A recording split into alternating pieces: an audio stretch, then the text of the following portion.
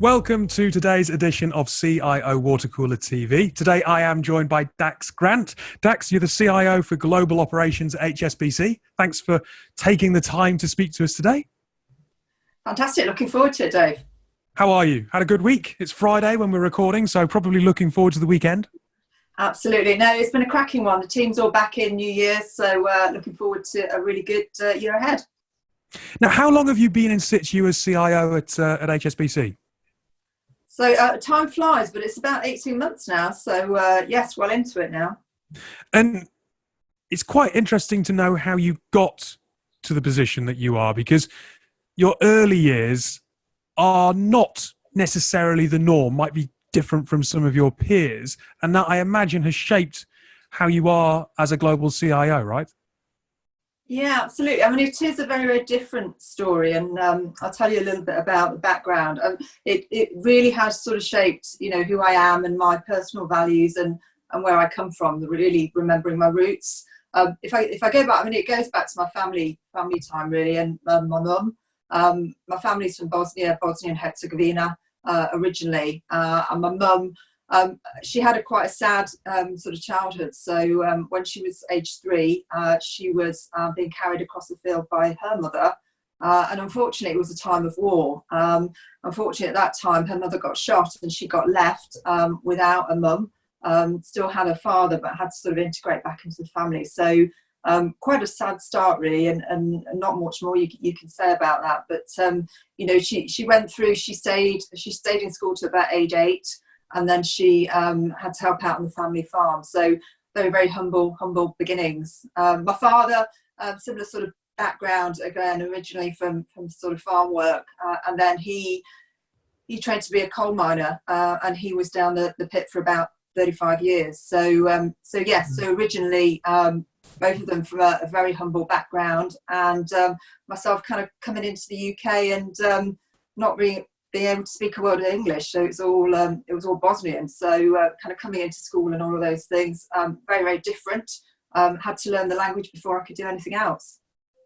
Now, it's unsurprising that you think that's had a profound impact on the way that you view inclusion, but you also state that it's had an impact on how you shape collaboration. Why do you think that is?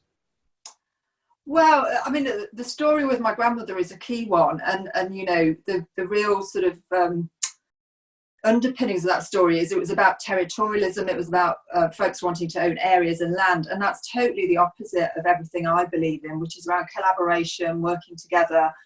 We're all in this world for a finite amount of time, so it's about how we make the most of that, whether we're in work or anywhere else. And for me, it was a very, very different background. So being able to come from that, work my way through school, being able to learn and really sort of integrate into the local group and their local school meant that I could then accelerate by collaborating with folks at school, but also the teachers, and learning more around the world and globally. And really that's what took me to learn a little bit more, took me to Cambridge, took me to Harvard, took me to managing lots of global organisations and things. So a very, very different start. But yes, it's all about working together with folks. Now, you've been in that role for about 18 months, which means about half of your time in role has been in this slightly odd situation which we find ourselves in now. And CIOs are facing a complex enough environment to work within without a global pandemic thrown into the mix for a bit of added fun. So I suppose it's kind of, what do you think lesson-wise you will have taken from this experience in lockdown, repeated lockdowns and pandemic, and how that's affected your teams, and apply that as we do emerge into whichever kind of world it is that we emerge into? That's a really good question, David. It's fascinating. What I find in any sort of leadership position, COVID is clearly quite a global piece, but folks do tend to galvanize around a crisis. COVID has been the global one, and everybody has pulled together. And within HSBC, tremendous things where we've got folks working from home all around the globe, all the systems working, really, really tremendous team effort. And it's really, for me, the learnings of that, but actually what I do find is in a crisis, people do pull together, that organisations do accelerate, and some of the market trends accelerate as well. but the really successful CIOs within organizations and C-suite leaders are the ones that are able to mobilize around a vision and a mission. So yes, some learnings, but also mobilizing to positivity as well as dealing with a crisis. And I suppose, I know that you have a view on this, but it's quite interesting to kind of think about the fact that increasingly organizations who are not that tech savvy are talking about digitizing their customer journeys. And technology obviously has come to the forefront more so than ever before, raising the profile of the CIO within an organization. And you have that view that the CIO could become the future CEO rather than possibly looking at the traditional route of a chief financial officer becoming the CEO.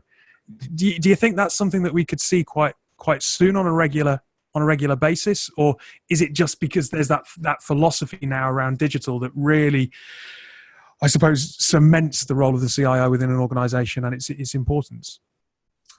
The role of the CIO and technology more broadly is now very much more front and centre. The CIO, CTO has always had a key role. But if you look at my background, yes, I've got that technology background. I've got the P&L experience, the operations experience. So the CIOs of the future are the ones that really have that global business understanding and able to pull those different perspectives together.